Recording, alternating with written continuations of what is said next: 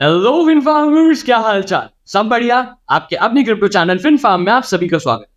आज के एपिसोड में हम इथेरियम क्लासिक कैसे माइन करना है वो जानेंगे। Ethereum classic is the original Ethereum. Original Ethereum से मेरा क्या मतलब है? जब इथेरियम 2015 में बना था तो इथेरियम पर एक डाओ हैक जस्ट फॉर्म होने के कुछ टाइम बाद ही जो डाओ हैक हुआ, तो उसके बाद में इथेरियम कम्युनिटी दो अलग अलग पार्ट्स में बढ़ गई। एक कम्युनिटी थी कि नहीं, कोड इज लॉ, ये अगर हैक हुआ है तो हुआ है, हम उसमें कुछ नहीं कर सकते। एक और कम्युनिटी थी जो ये कह रही थी कि नहीं, हमें इथेरियम की ब्लॉकचेन जस्ट हैक होने से पिछले वाले ब्लॉक से वापस कंटिन्यू करनी चाहिए ताकि इन्वेस्टर्स को उनका पैसा रिइंबर्स हो सके। तो वही कम्युनिटी दो पार्ट्स में बढ़ गई थी, एंड जिस कम्युनिटी ने ओरिजिनल इथेरियम ब्लॉकचेन का साथ दिया कि कोड इज लॉ, वो बन गया इथेरियम क्लासिक। एंड जिसने नई ब्लॉकचेन से कंटिन्यू किया वो बन गया इथेरियम। तो इथेरियम क्लासिक ओरिजिनल इथेरियम है, तो आज हम ओरिजिनल इथेरियम को कैसे माइन करना है वो सीखने वाले। अब आप फिनफार्म में अगर इतने ट्यूटोरियल्स ऑलरेडी देख चुके हो तो माइनिंग करने के लिए हमें कौन सी दो चीजों की रिक्वायरमेंट, जल्दी से बता दो। एक माइनिंग सॉफ्टवेयर और एक आपका माइनिंग माइनिंग वॉलेट यार, जिसमें आप फंड्स लोगे। ठीक है, तो हमें दो चीजों की जरूरत है, एक आपका माइनिंग सॉफ्टवेयर एंड एक आपका वॉलेट। माइनिंग वॉलेट के लिए मैं यहाँ पे कॉइनोमी यूज करने वाला हूँ। कॉइनोमी में ऑलरेडी इथेरियम क्लासिक है। अच्छा, बहुत से लोग ये गलती करते हैं कि वो सीधा डायरेक्टली एक्सचेंज के वॉलेट में माइन करते हैं। जैसे आपका बाइनेंस पे अकाउंट है तो आपने डायरेक्टली बाइनेंस की इथेरियम क्लासिक पे ही माइन कर लिया।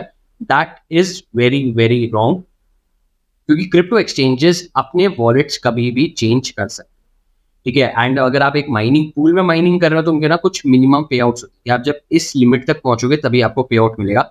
एंड सपोज आप उस लिमिट तक पहुंचे नहीं, बाइनेंस ने अपना वॉलेट चेंज कर दिया, वहीं आपके फंड्स गायब। And second most important factor, cryptocurrencies आई ही इसलिए ताकि आप खुद अपने बैंक में, तो अगर आप किसी भी एक्सचेंज के वॉलेट में फंड्स डिपॉजिट कर रहे हो तो उसकी ओनरशिप आपके पास नहीं है। Not your keys, not your crypto. मैं यहाँ पे कॉइनोमी यूज करने वाला हूँ। कॉइनोमी में इथेरियम क्लासिक है। सेटअप कैसे होना है नहीं पता है, मेटामास्क की वीडियो देख सकती हो। सेकेंडली, माइनिंग सॉफ्टवेयर के लिए मैं लॉल माइनर यूज करने वाला हूँ। लॉल माइनर का 1.73 वर्जन है लेटेस्ट। 1.72 वर्जन यूज कर रहा हूँ। मैं ऑलरेडी इसको डाउनलोड करके एक्सट्रैक्ट कर चुका हूँ। ये तो कॉइनोमी वॉलेट हो गया। एंड एक बार आपने लॉल माइनर डाउनलोड कर लिया तो आपके पास दोनों चीज रही। अब हमें अपने लिए माइनिंग पूल से, माइनिंग पूल के लिए दो फेमस पूल्स हैं। एक है आपका टू माइनर्स, ठीक है। सेकेंडली है एक आपका नैनो। ये तो टू माइनर्स पे जो हैश रेट है, जो पूल की हैश रेट है दैट इज 9.16, ठीक है। एंड जो इस पे है दैट इज 1. मतलब जो इथेरियम क्लासिक का पूल टू माइनर्स पे है वो 8 गुना ज्यादा अच्छे से माइन कर रहा है। मतलब उस पर माइनर ज्यादा जुड़, आपको कहीं ना कहीं रिवॉर्ड सेम ही मिलते हैं, क्योंकि जब आप ब्लॉक्स यहाँ पर भी माइन करोगे तो सब में डिस्ट्रीब्यूट होंगे एंड यहाँ पर माइनर ज्यादा है। जब नैनो पूल में डिस्ट्रीब्यूट होंगे तो वो जब डिस्ट्रीब्यूट होंगे तो कम माइनर्स में डिस्ट्रीब्यूट, लेकिन फिर आपका फर्क क्या आ जाता है कि इसका जो लास्ट ब्लॉक है ये 5 घंटे पहले ढूंढा गया है एंड इसका डेफिनेटली कुछ मिनट पहले ही ढूंढा गया है, तो ये दिखा रहा है 2 मिनट पहले। ठीक है, तो ये डिफरेंस आ जाता है। आप टू माइनर्स भी यूज कर सकते हो, आप नैनो पूल भी यूज कर सकते हो। मैं नैनो पूल यूज कर रहा हूँ। मैं आपको दोनों का सेटअप बताऊंगा, दोनों का सेटअप आपने कैसे करना है। ठीक है, जब आप इसको एक्सट्रैक्ट कर दोगे तो आपको एक न्यू टेक्स्ट डॉक्यूमेंट बनाना है। अब टेक्स्ट डॉक्यूमेंट में जो सारा डेटा है आपको वीडियो की डिस्क्रिप्शन में मिल जाएगा, सेम आपको कॉपी पेस्ट। जब आप ये कर लो, ठीक है, मैं यहाँ पर एक पैरामीटर और ऐड कर देता हूँ, सेट 3.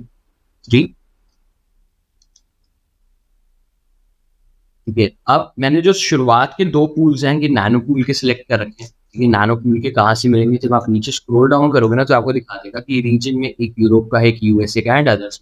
सिंस हम इंडिया में माइनिंग कर रहे हैं तो हमें अपनी लोकेशन से पास वाले ढूंढने हैं। तो सबसे पहले मैंने एशिया लिया है एंड देन जापान। ठीक है, तो ये दोनों मैंने सिलेक्ट कर रखे हैं एंड ये रहा स्टार्टिंग 1 4 टाइम्स 9। ठीक है, ये सारी चीजें ये रही। पहले आपकी पूल का एड्रेस चला गया, देन स्टार्टिंग। अब सेम चीज अगर मैं पूल 3 ऐड कर रहा हूँ तो मुझे 2 माइनस से लेनी है। 2 माइनस से मैं स्क्रॉल करूंगा नीचे, मुझे कहीं ना कहीं मिल ही जाएगा। क्विक स्टार्ट में ही आना चाहिए। क्विक स्टार्ट में आ गए मेरे पास। अभी मुझे 3 ही लोकेशंस पे दिखा रहे हैं, यूरोप, यूएसए एंड एशिया। इन सब यूएसए एंड यूरोप से दूर है, करने को आप कर सकते हो, बट डेफिनेटली आप एशिया का ही लेना। अगर आप और लोकेशन से कर रहे हो तो आप वहाँ की लोकेशन यूज कर सकते हो। एंड इसमें हमें स्टार्टिंग पोर्ट अलग से डालने की जरूरत नहीं, इसमें 1010 ऑलरेडी डाला हुआ है। जस्ट मैंने यहाँ पर जाके इसको से पूल्स की। तो मैंने यहाँ पर 2 नैनो पूल्स के लिए हैं एंड मैंने 2 माइनर्स का लिया है, वो मैंने जानबूझ के लिया है। अगर 1% आप किसी माइनिंग पूल पे माइनिंग कर रहे हो एंड वो पूल किसी भी वजह से बंद हो जाता है, ठीक है? लाइक आप माइनिंग कर रहे हो सकता है उसकी एक शेड्यूल मेंटेनेंस हो तो वो बंद हो जाता है लाइक 1-2 घंटे के लिए, तो आपका 1-2 घंटे का लॉस ही है।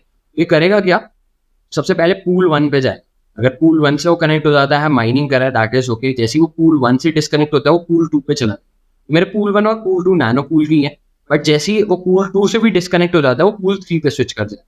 तो अगर अगर नैनो पूल का भी शेड्यूल मेंटेनेंस बढ़ जाता है 2-3 घंटे के लिए, वो बंद हो जाता है, इवन 1 दिन के लिए भी हो जाता है, तो वो 2 माइनर्स पे ऑटोमैटिकली शिफ्ट हो जाए। मुझे यहाँ से कोई भी मैनुअल चीज़ करने की ज़रूरत नहीं है कि मैं बंद करूँगा, फिर दोबारा ऑन करूँगा, या ऑटोमैटिकली हो जाता है। एंड अगर पूल 3 से भी हो गया, ये वापस स्टार्टिंग से रीड करना शुरू कर देगा। ये वापस पूल 1 पे कनेक्ट करो, फिर पूल 2 पे करो, फिर पूल 3 पे करो। डेफिनिटली एटलीस्ट 2 पूल्स यूज़ करना। ये तो मैंने पहले 2 नैनो पूल के इसलिए रखे हुए हैं क्योंकि मैं पहली प्रेफ़रेंस नैनो पूल को ही दूँगा माइनिंग करने के लिए। अगर कोई भी मिसहैपनिंग होती है, नैनो पूल के सारे पूल्स शट डाउन हो जाते हैं, तो ये ऑटोमैटिकली 2 माइनर्स पे शिफ्ट। आपको एक चीज़ और बता देता हूँ, जो आपके 2 माइनर्स पे जो मिनिमम पे आउट है, दैट इज़ 0.1 इथेरियम क्लासिक का, एंड नैनो पूल पे जो है वो 0.2 का है। ये दो जब आप मिनिमम पे आउट पे पहुंचोगे, तभी आपके वॉलेट में क्रिप्टोस ट्रांसफर होंगे। ये इसको मैं बस कंट्रोल एस करके अब उसको फाइल सेव एज, अब जब हमें सेव एज करना है, तो अब हमें इसको ऑल फाइल्स में जाके एज अ बैट फाइल करना है, तभी हम इसको एग्जीक्यूट कर पाएंगे। मैं सेव कर चुका हूँ, वापस फोल्डर पे जाऊंगा तो ये माइन ईटीसी आ गया। ये जो पुराना वाला है, इसमें मैंने 2 माइनस ऐड नहीं कर रखा। या आपको हूबहू ये फाइल डिस्क्रिप्शन में मिल जाएगी, जस्ट आपको कॉपी पेस्ट करना है। अगर आपको सेम सेटिंग्स में जाना है तो आप माइन कर सकते हो and run as administrator.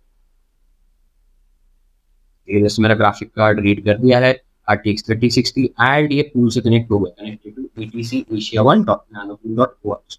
In startup port ये दिखा रहा है मुझे 1 डार्क जनरेशन भी कंप्लीट हो गई है। अगर आप इथेरियम क्लासिक माइन करो तो एटलीस्ट आपको जो ग्राफिक कार्ड चाहिए उसमें 4 GB की स्टोरेज होनी चाहिए, क्योंकि जितनी भी ईथ हैश बेस्ड एल्गोरिथम्स होती हैं, डार्क बेस्ड होती है, ये आपकी ग्राफिक कार्ड में ना कुछ एक मेमोरी एलोकेट करती है।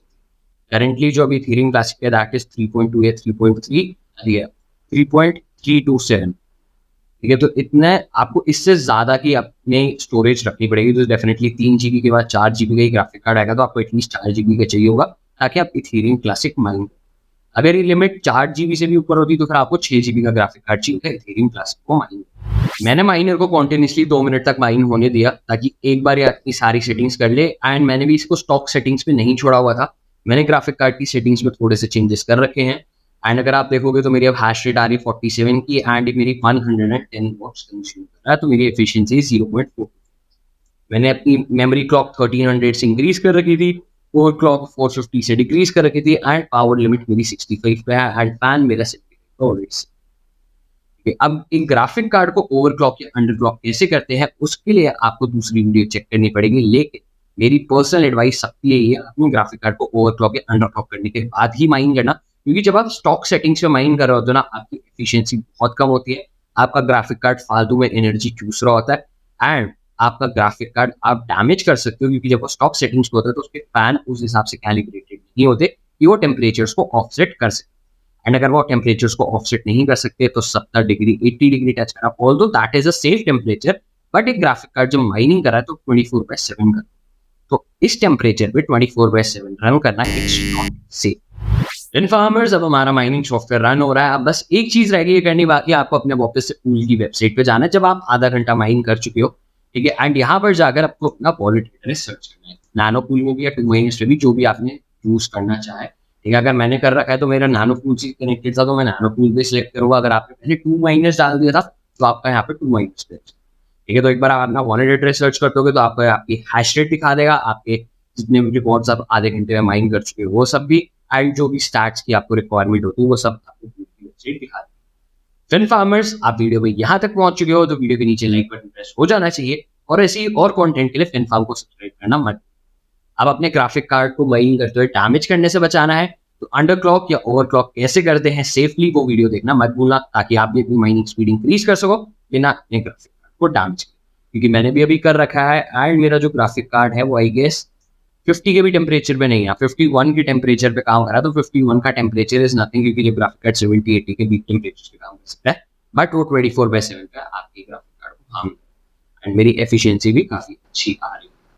इन्फॉर्मर्स, अब आपको किसी और क्रिप्टो करेंसी का भी माइनिंग ट्यूटोरियल चाहिए तो हमें कमेंट सेक्शन में बताना मत भूलना, और अगर अभी भी कोई डाउट आ रहा है तो फिनफार्म के डिस्कॉर्ड सर्वर की लिंक आपको डिस्क्रिप्शन में मिल जाएगी, डिस्कॉर्ड सर्वर अभी के अभी ज्वाइन कर लेना, या फिर आप कमेंट सेक्शन भी यूज कर सकते हैं। फिर मिलेंगे एक नए एपिसोड।